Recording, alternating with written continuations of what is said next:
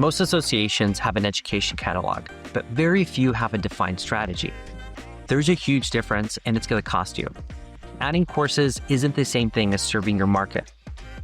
Updating old content isn't the same thing as staying relevant, and designing a course for everyone usually means that you're designing it for no one. Gayle Claman has spent over 2 decades building learning products at associations. As Managing Director of Education at the American Civil Society of Engineers, she oversees continuing education, certificates, credentialing at scale, and her approach is different. She starts with personas, not products. She tracks her portfolio like a business. She knows which programs are growing, which ones are declining, which ones need to be stopped being defended. In this episode, Gayle breaks down how to think about learning as a product portfolio, how to spot decline early, when to update versus retire, and how to build programming your market will actually pay for. If you're running learning for an association, this one's for you. Now let's check it out.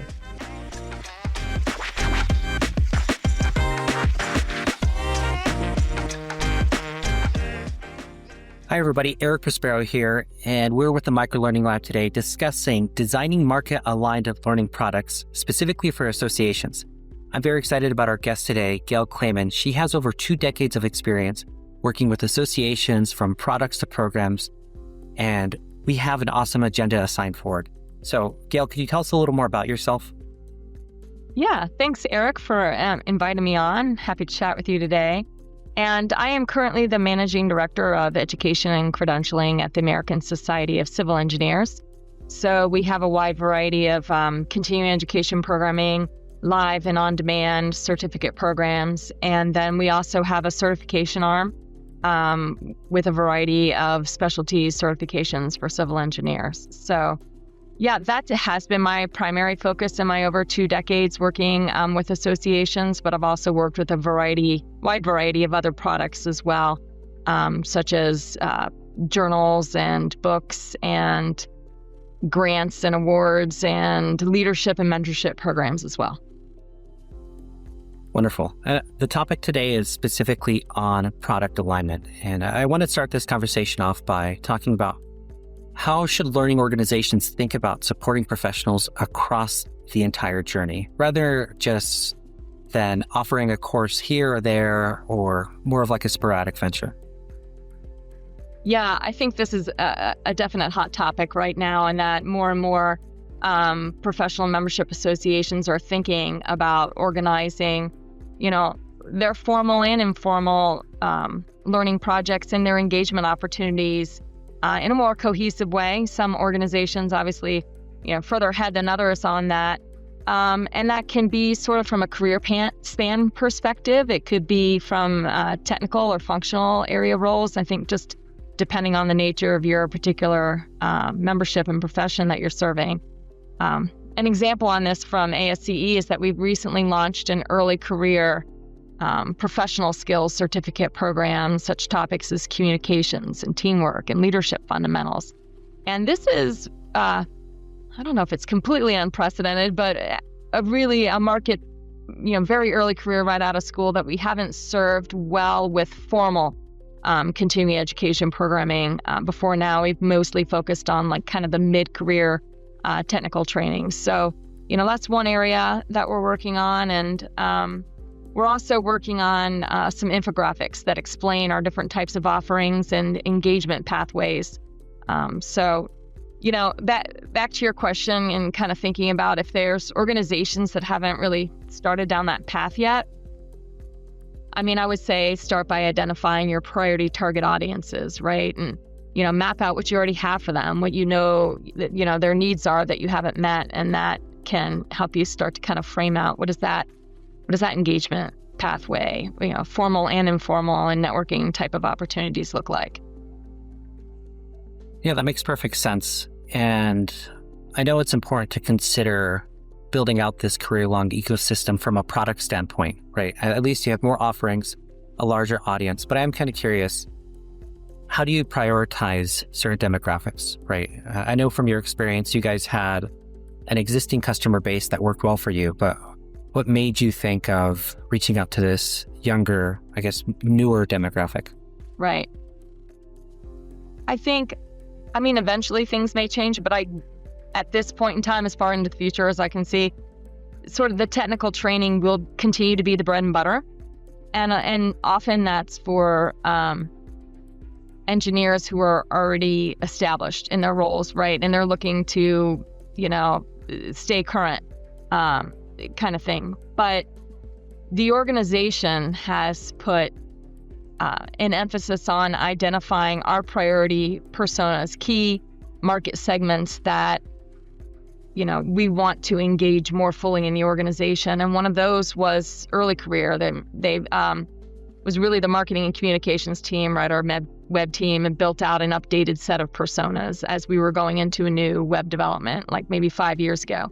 Continuing education already had a set of personas that we were working with as well, but we were able to merge the two.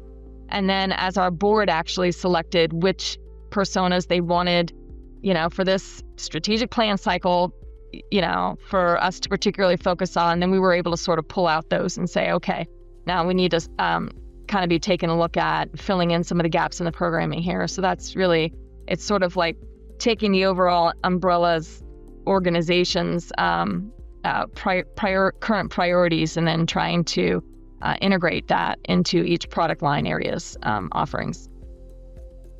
Yeah, that makes sense. I know a lot of times it's difficult to distribute resources for different audiences, right? I mean, a big part of strategy is basically deciding what you're not going to focus on, right? If we had unlimited resources and money, we would be doing a lot more. But in the association space, unfortunately, there's a finite amount of things that we could focus on because of our staff and budget capacity. But a lot of times we'll invest in a new customer base or expand our customer base because we'll see that our existing customer base, there's a decline, all right? Or maybe there's an issue with some of the products we're offering them.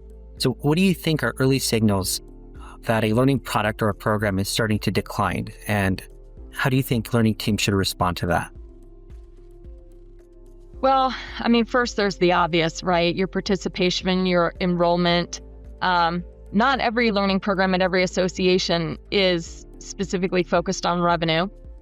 Sometimes it's really much more embedded in the membership value proposition, but still, so then regardless, your engagement levels are critical.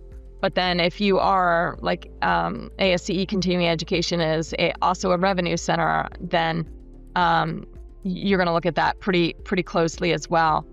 And not even just from the individual product perspective, but from a portfolio view. We have a real tracking mechanism in place for sales even on a daily basis, and then comparing month to month and year over year, same month even, and watching and tracking what's happening and what people are responding to. And is it more of your premium products? At certain times those sell better than others, and times of uncertainty they don't. And then so you lean and you pivot your marketing into maybe your more affordable and short form learning opportunities. So definitely following the data with some discipline. Once you have a system set up for tracking that data, then it's not so time consuming to actually just to do that and just make it a part of your daily habit.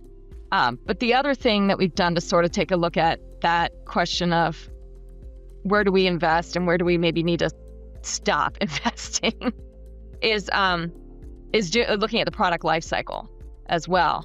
The traditional kind of a marketing product life cycle, you have development, introduction of new programs, you have a maturity phase, and then, typically a decline.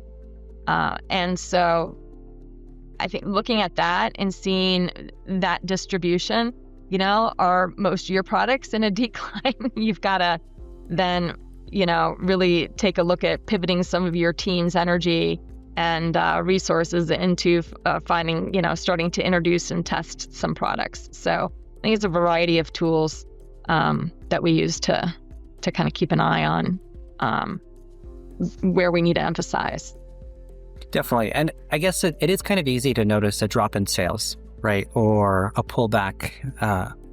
And I'm wondering, what are some of the factors that you would consider when it comes to either updating a course offering, repositioning it, or just retiring it? Because that's kind of the harder choice, right? We have a product that sales aren't looking great, but honestly, it's kind of outdated. But what kind of conversation do you have internally, or what kind of research is done to see, has the market changed, right? Is this course no longer solving a problem, or is it just outdated?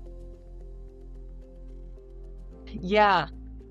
So those are also a wide variety of inputs. And I think a challenge, Eric, for a lot of associations is that the learning teams are so small.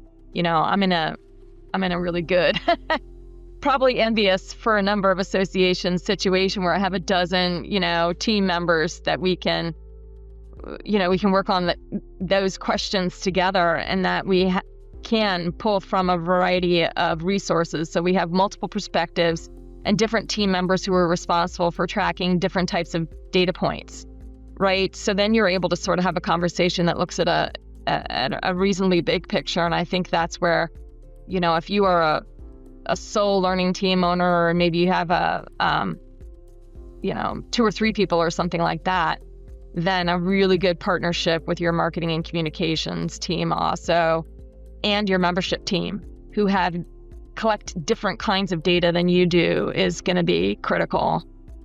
Did I answer your question or get off a little track a little bit?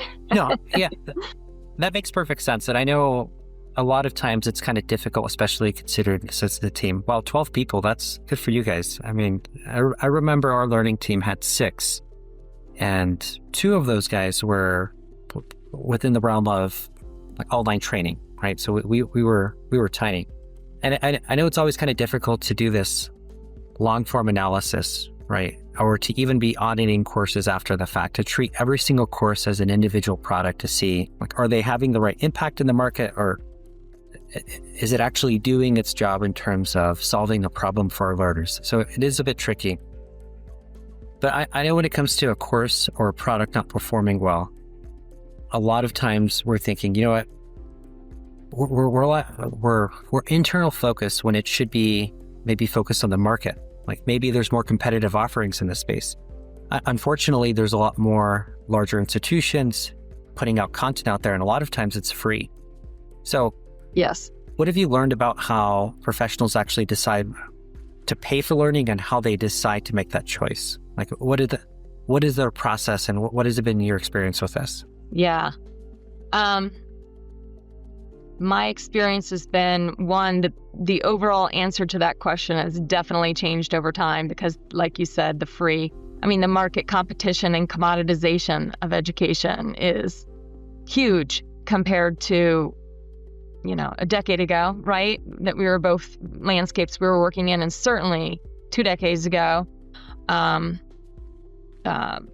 more when I was on the front end of this kind of work. And so I think the global landscape is a huge factor, but also every profession is different, right? And in terms of appetite to pay, kind of a history, I've come into new jobs where, we're trying to create some new value, but there isn't a history of those members paying for those kinds of products in a long established organization. That's hard. But in those cases, we were able to find other ways to fund new programming. So that's something to keep in mind too. You don't have to have registration revenue for every offering you do. So your business model can be pretty varied. I haven't done a lot with sponsored content, but that is an avenue that can be right for some groups and some situations, especially if you have something novel and new that's intriguing to an external funder, and it might not be something that you have to continue forever, right? Because if you have sponsorship funds, they may not be there forever.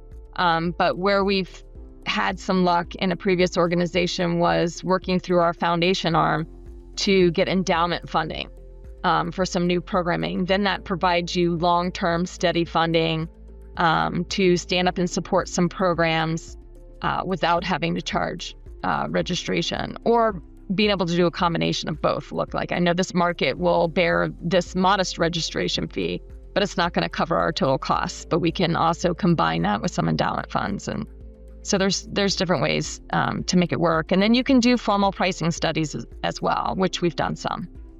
Definitely. And there are some experts in the field in that space. Actually, in fact, I think we spoke to Michael. I'm sure you're familiar with him, just 3 weeks ago. So we'll put a link to his podcast as well, because He has a lot of good insight in that space. Absolutely. And I read his book, Pricing for Associations, when we were at the front end of doing some repricing work a few years ago. Yeah. So you recommend it? We'll put a link to his book in the description. Fantastic. Yeah.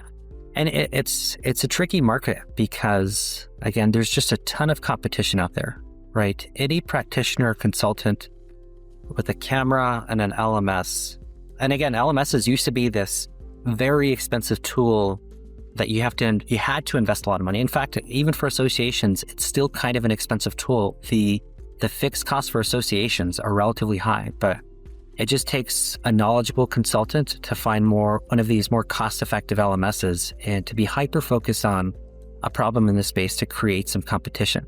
But the good news is with associations, they still have the credibility and the clout, and I still think this is going to carry us forward, and especially if we focus on problems. And one of the things I like to do is push our clients' courses to be a lot more problem focused, right? If there's a learning objective that we can tie to a problem the business has, it makes it a lot more valuable to the end learner and ultimately the organization. And it's a long-term play, right? I know it's a small detail, but in the long run, if your courses are solving legitimate problems, it makes it less of a commodity and it builds your course's brand. And then ultimately the organization's brand.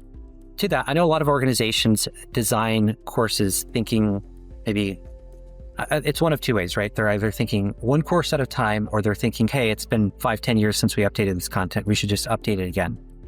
Now, what does it mean to think about learning offerings as a portfolio of products rather than just a collection of courses? Well, I think for us, we go back to the to the personas. You know, overall, what are you offering for your target markets? And, in fact, so we've shifted significantly our marketing from a product-based to a persona-based approach in the last just year. We have, year and a half, I guess, because we were developing our new approach, and then a year to implement this approach. And it's definitely, I think, paying off, and it gets you to focus more on content marketing as well, too, and kind of proving your value and what, like you said, what problems for each of those key target markets / personas are you addressing for them. And so for us, that I think that's been a real cornerstone to that. Also, they feed into each other, the marketing strategy and the product strategy. So in many ways, we still have that large catalog, which can be kind of overwhelming, right? And it is quite a wide variety of course formats as well. But we're also serving a very large and broad audience, So I think for some associations, having a few key products or product lines that are hard for anybody else to compete in, and just having everything there and excellence. There are some that operate like that, and that's right for them. That is not where we're at. We have had these big programs, but we also recognize the need that it's got to be easy and quick to consume and figure out. So we've done a lot of work to just sort of consolidate down our nomenclature, so we don't have so many different wide varieties of types of course names going out there, but some major product lines, and then do a lot and more work on tagging, so that we have just a really good metadata and tagging scheme to make it quicker and easier to find the content that's relevant for any one person or group of learners. Love it. And I love the idea of having the persona-based marketing as opposed to the product-based marketing, right? This way you're not just talking about our products as opposed to the challenges the end learner has. So I love that concept, and it's what a lot of contemporary marketers are doing, and I'm excited that some associations are picking this up as well too. And the other idea that you mentioned, almost having more of like following the Pareto principle, right? About 20% of our products are going to have the impact that our organization wants. They're going to be driving revenue. That's what we're going to be known for. And it sounds like you think focusing on those is going to be a bigger factor than a bunch of the other ones, right? Because there's always going to be those other courses. Or what is your thought on that? Like, do you think it's worth being a lot more focused on selling to what you have that works or expanding? I think, again, that is a depends. Yeah. So the way I think about this is two buckets of content. There's so many different ways to categorize your content, right? But one that I categorize is opportunistic content and strategic content. And sometimes when they merge, that is the best. So like, let's say a lot of opportunistic content for us is that we go out and record sessions at our conferences, right? Then we turn those into on-demand webinars. But some of that content, so all of that content is opportunistic, but some of it's also strategic. You know, if we work with the conference organizers to say, these are some gaps that we have in that content area, are they going to be covered in your program? Those are the ones we want to make sure to record. Or if we can even, early enough, talk about organizing the call for proposals to specifically solicit proposals in that area, then we can get both opportunistic and strategic content at the same time. But yeah, if we are working on strategic content that we can't pick up and repurpose from, a conference or another opportunity, then, that is that 20% you're talking about, where the team's going to really put their effort because you've done your work and you have a market for it. So yeah, both I think are important. Yeah, no, I know it depends, right? It's always, there's a lot of variables at play. Now, I know the industry's changing a lot, right? And unfortunately, I think sometimes I feel like it's changing too quickly in terms of the technology that's available. But at the same time, some associations are a bit slow to adopt. Now, I do want to ask you, what do you see as the biggest opportunity or disruption in the professional learning product space for the next decade, or even the next 5 years? Because it might be kind of difficult to see what's happening within the next decade, but at least within the next 5 years or 10 years, what do you see as the biggest opportunity or disruption for learning products? Okay. Well, some of it does sit in the tech space for sure, but that would be with AI, right? We can't. You probably can't have a podcast interview without AI coming up these days, and for the foreseeable future, right?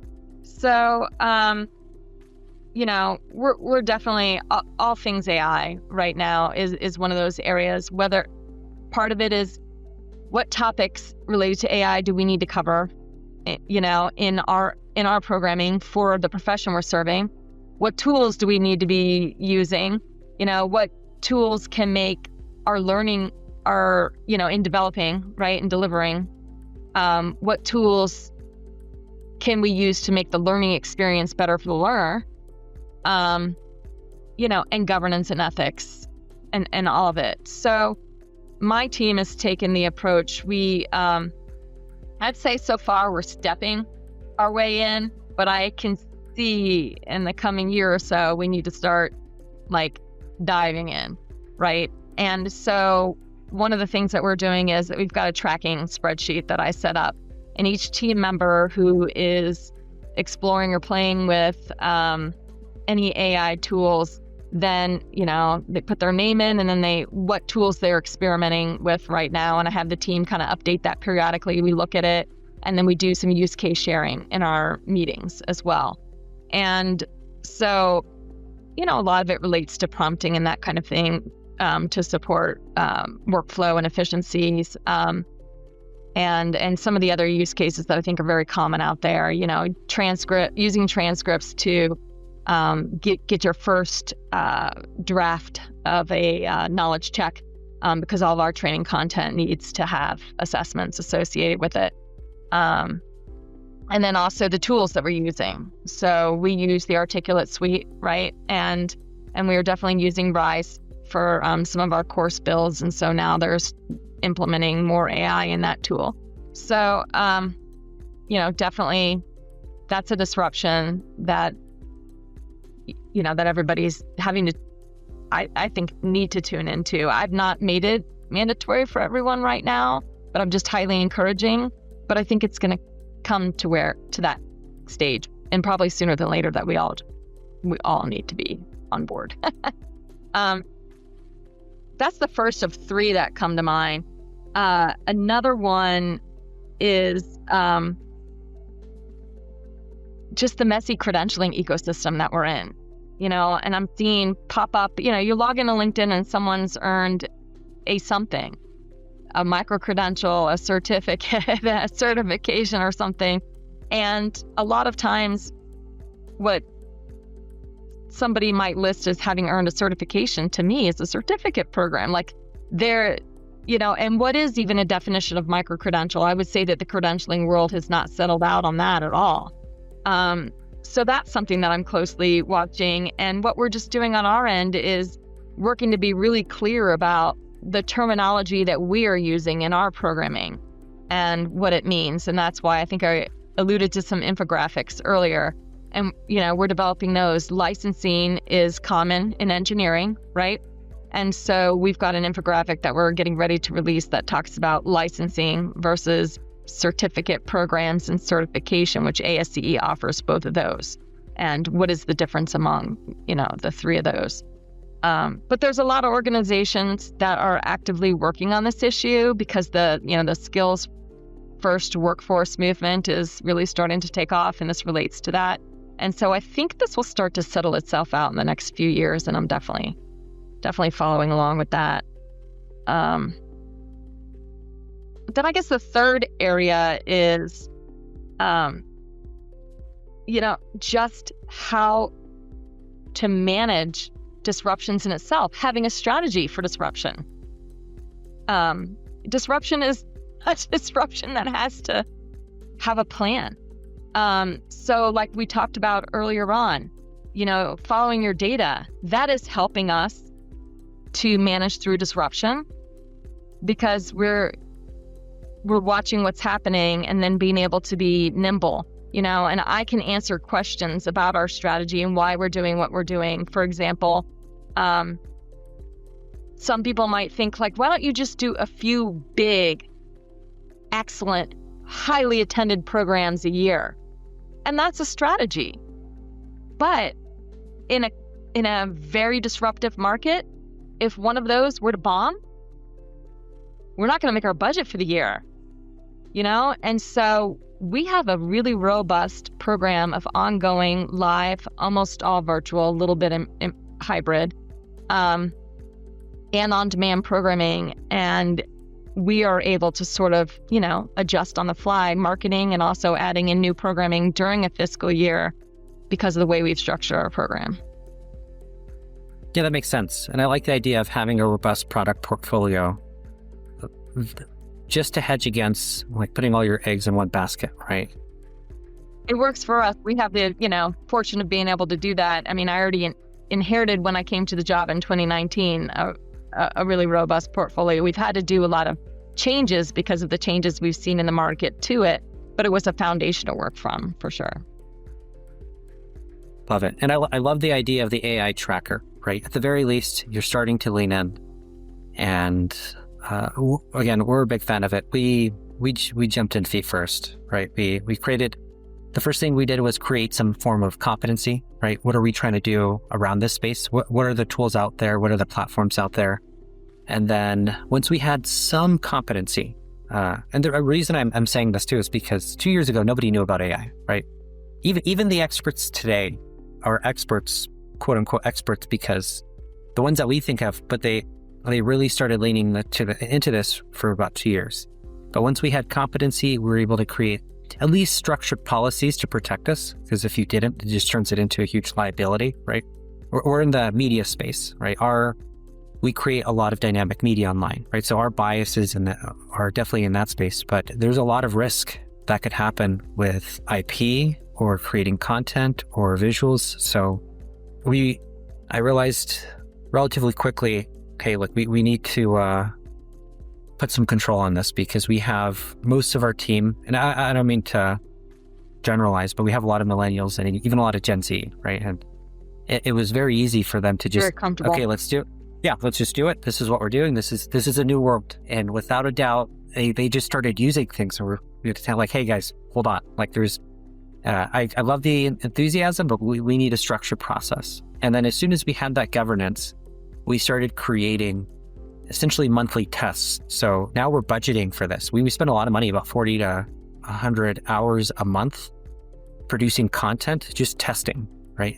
And recently we started inviting different people to join us. So if anybody's listening to this, if you guys want to participate, where this isn't a paid service, we're literally just finding and testing use cases.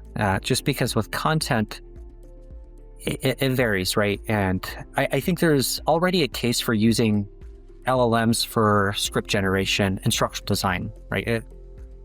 And naturally, by the way, and this is for the projects that do allow it, that are not strictly confidential, and we have different classifications that are a little more open, we do expect an increase in speed and development. So when it comes to scripting and instructional design, if it has a non-confidential classification, we do put the pressure on our instructional design team that, hey, look, this should be done within 40 to 50% faster. And all right, if you ever do any training on this, yeah, I might send someone your way. Yeah. Oh, for sure. And honestly, there's some experts that we follow in the space. Josh Cavalier, I highly recommend. He is the trainer. I do have members who have gone to his training. Yeah. Yeah, love it. He just put a book out there, and he thinks a lot more strategically. Again, our bread and butter is on the media and content side, but yeah, and a lot of it's just trial and error in a safe way. So we're a big fan of experimenting, and it's something that's been helping us out for the long run. And I think that's, a huge reason why, going back to some earlier conversation, that a number of associations, are being slow to adoption. You have structured your team to have the time and space for experimentation. And that doesn't, you've got the onesie twosie team who's just trying to keep up. That's a real challenge, and that's a leadership challenge, right? Where from the top of the organization, we've got to have conversations about how to make that time and space. Yeah, how to sharpen how are we able to sharpen our axe? Because without actually experimenting with it or testing it, there's a lot of, and from our perspective, money and time that we're leaving on the table. So, in fact, it was kind of a hard process because we got a lot of pushback even from the designers. You have to think, we work with a lot of artists that we're telling them to automate some of their craft. In fact, we had an art director that quit. And when he quit, he put, hey, I did not like how the company was leaning into and expecting us to use this technology that's replacing our work. And so there's always going to be some pushback at all levels. And I know it just take the budget conversation, the resource allocation conversation, but at the very least, as you set quarterly goals or annual goals, I'm a big fan of setting aside a self-development goal, and one of them has to be tied to AI, right? And honestly, I think even if it's a little extra, something that you're adding to your existing staff's 40 hours a week, right? They'll appreciate it, right? They see it as an investment to them. I at first did say for this year, our fiscal year that we're on, everybody had to have one AI goal, and then I backed off a little bit and didn't make it mandatory quite yet, And part of that too is because as an organization, we're still working through what are the tools that are going to be available to, we're 200 and plus staff and that kind of thing with a wide variety of roles. And so, what is that whole tool stack going to even look like or that's out there? But many of my team members did include it, and I myself included in the annual goals. But so that's why I said I think we're kind of stepping in, but it will be time sooner than later to really dive in, and it'll be good to learn from you and others who have done it. And and then if it's not for everybody, then maybe they need to find somewhere that's more comfortable for them. But right now we're still in that sort of encouraged but optional stage. Oh, for sure. And again, I know associations, it's difficult because you have one of the challenges with an organization that has such great credibility and prominence is they have to be more conservative with their brand, right? So that's, and I get why there's some hesitation and you have to be a little more careful. But again, each of the points that you mentioned, whether if it's the AI testing, the credentials, or setting up a disruption strategy, I think we can have our own podcast on each of them. So I'm very excited about this.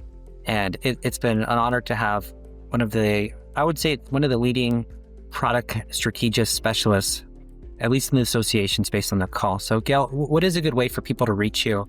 I'm assuming your LinkedIn profile, we can include that in the description. Yeah, absolutely. That would be the best place. I'm active there. So I'm a lifelong learner. We wouldn't be in this business if we weren't, right? And so that is one of my go-to regular tools for networking and seeing and hearing what others are doing. Perfect. Thank you so much for the time, Gayle, and have a great day.